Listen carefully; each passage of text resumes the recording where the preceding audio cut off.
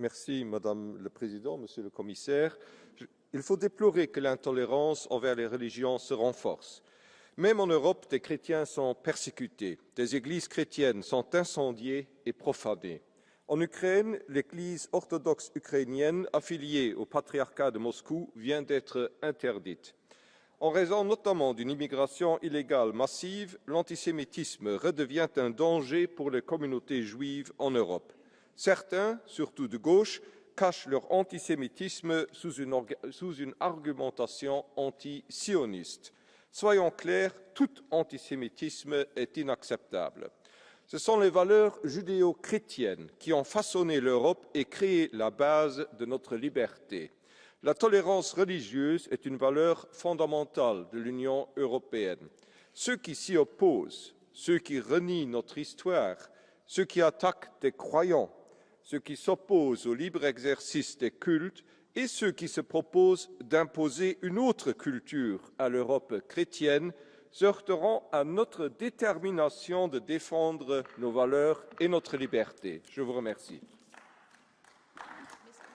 Mr. Kartheiser, there is a blue card. There is a blue card. Mr. Kartheiser? Do you want to take a blue card? Please. And it is Vice President Stefanuccia, please.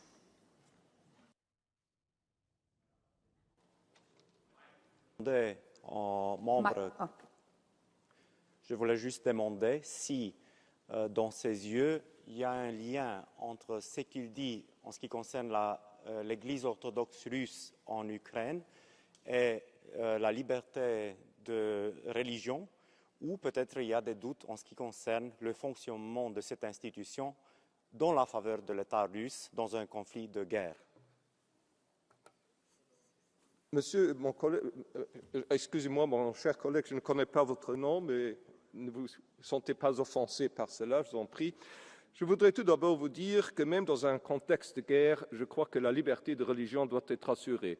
C'est la religion qui donne aux personnes un espoir, également une dimension morale qui doit être respectée dans toute guerre, peut-être encore plus que dans d'autres circonstances.